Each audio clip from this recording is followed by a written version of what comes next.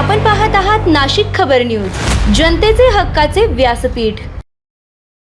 त्या नावावरती जो लुटीचा कार्यक्रम चालू आहे त्याविरुद्ध आंदोलनाचा एक पुकारा केला होता। त्यानुसार मी आणि सर्व शिवसैनिक यांनी कालच्या नेत्याचे गेल्या रविवारी दादर इथल्या हनुमान मंदिराच्या समोर महाआरती केली, रामरक्षा पठण केलं। त्याच्यानंतर हा कार्यक्रम आता महाराष्ट्रात अनेक ठिकाणी व्हायला लागलेला आहे। येत्या 18 तारखेला नागपूरमध्ये हा कार्यक्रम होईल, जिथे मी स्वतः जाणार आहे। माझा प्रयत्न आहे की आता हिंदूंनी झोपून चालणार नाही, जागा झालं पाहिजे। आपल्या हिंदुत्वाचा, आपल्या हिंदू धर्माचा दुरुपयोग करून जर लुटण्याचा कार्यक्रम कोणी करत असेल तर त्यांना आता त्यांची जागा दाखवण्याची वेळ आलेली आहे। एकूणच काय की सध्या देशामध्ये फार विचित्र परिस्थिती आहे। मी मागेही बोललो होतो, कदाचित तुमच्याशीच बोललो होतो का आणखी कुठे बोललो होतो कल्पना नाही मला, पण बऱ्याच वर्षानंतर देशात आणि महाराष्ट्रामध्ये विरोधी पक्षाला प्रचंड काम आहे। कारण जिथे बोट दाखवू तिथे भ्रष्टाचार चाललेला आहे। रस्त्यावरती खड्डे आहेत, पण रस्ते करणाऱ्यांचं ज्यांचं काम आहे ते गडकरी साहेब इथेनॉलवरती बोलत आहेत। तर एकूणच काय की अंधाधुंद कारभार सुरू आहे। आणि म्हणून मग मी असं ठरवलं की प्रत्येक वेळेला एकाच विषयासाठी प्रेस कॉन्फरन्स घ्यायची।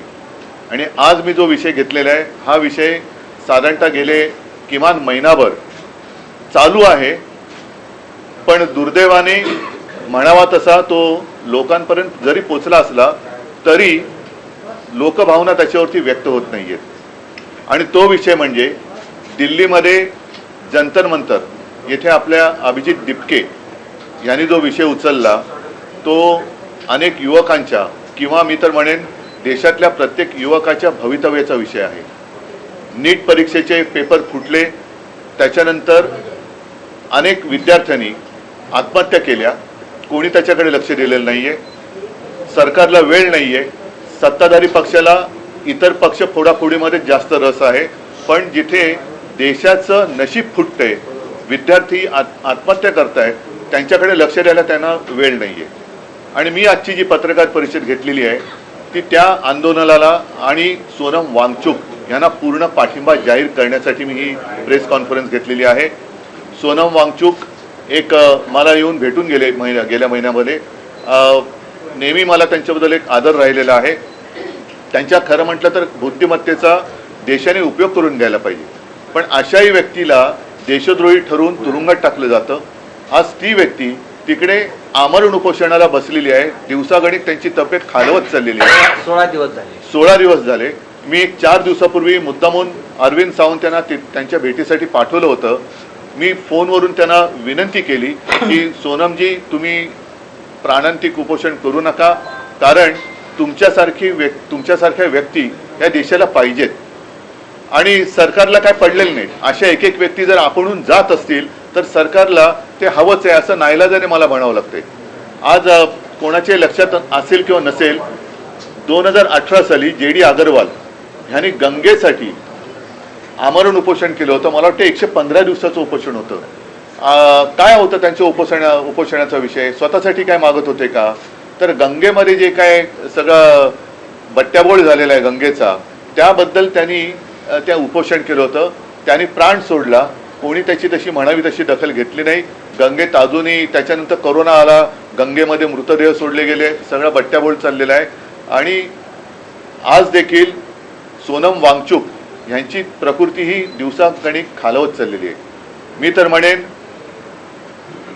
आज आता असा एक क्षण आलेला आहे, जरी मी या एका विषयासाठी प्रेस कॉन्फरन्स घेत असलो तरी सगळ्या जणांनी सगळे विषय घेण्याची आवश्यकता आहे असं नाही। मात्र एखादा विषय जरूर असा असायला पाहिजे की त्याच्यावरती देशातल्या सर्व राजकीय पक्षांनी एकत्र यायला पाहिजे। मी अजूनही तिथे कोणी पक्षाचे झेंडे घेऊन जावे या मताचा नाही आहे, कारण अभिजित दिपके हा युवक देशातल्या युवकांचा आवाज तिकडे उठवतोय। आणि हे युवक जे आहेत हे सुशिक्षित आहेत। म्हणजे आज सकाळी मी ते सोशल मीडियावरती बघितलं, ते असेल तर भयानक आहे, कारण 20 तारखेला मला वाटतं त्यांनी मोर्चा आयोजित केलेला आहे।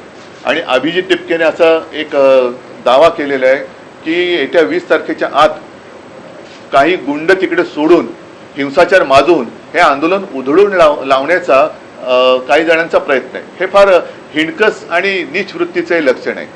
एकूणच सोनम वांगचुक आहेत, अभिजित दिपके आहे आणि सगळे जे काही युवक आहेत हे कोणासाठी लढत आहेत? देशातल्या सर्व युवकांनीच नव्हे तर त्यांच्या पालकांनी सुद्धा जागं झालं पाहिजे की अरे आत्महत्या करणारा हा जरी त्यांचा मुलगा होता किंवा त्यांची मुलगी होती, पण कदाचित उद्या आपल्यावरती वेळ येऊ शकते.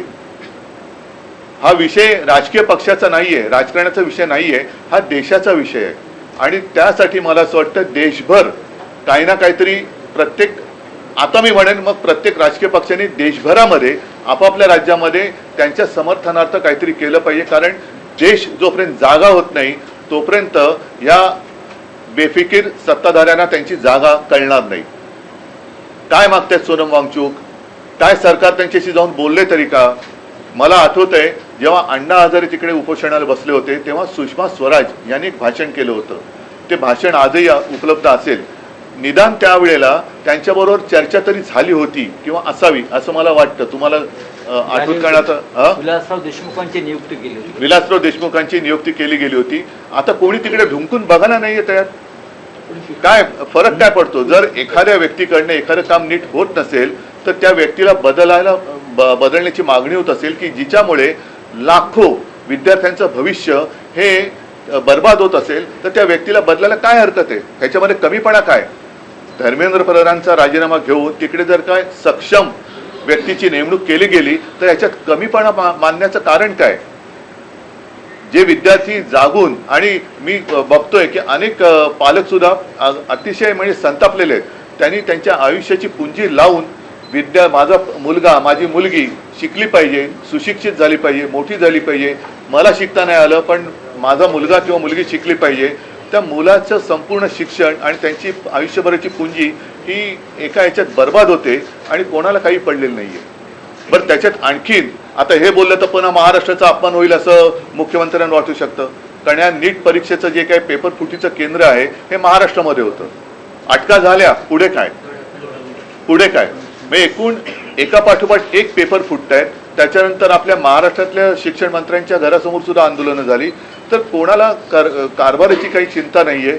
देशात काय चाललंय त्याच्याबद्दल काय पर्वा नाहीये. आम्ही आपले परदेशात फिरतो, आम्हीच आपले भाडीचे तट्टू आणून आमचं स्वागत करून घेतोय आणि सगळं काय आबाद आहे असं भासवतोय. हे मला वाटतं चांगलं लक्षण नाही. आज परत एकदा सांगतो, मी शिवसेनेतर्फे सोनम वांगचुक आणि या मुलांच्या आंदोलनाला पूर्ण पाठिंबा जाहीर करत आहे. आणि ज्या ज्या वेळेला शक्य असेल, जिथे आम्ही उतरण्याची गरज असेल तिथे महाराष्ट्रभर आम्ही तर उतरूच.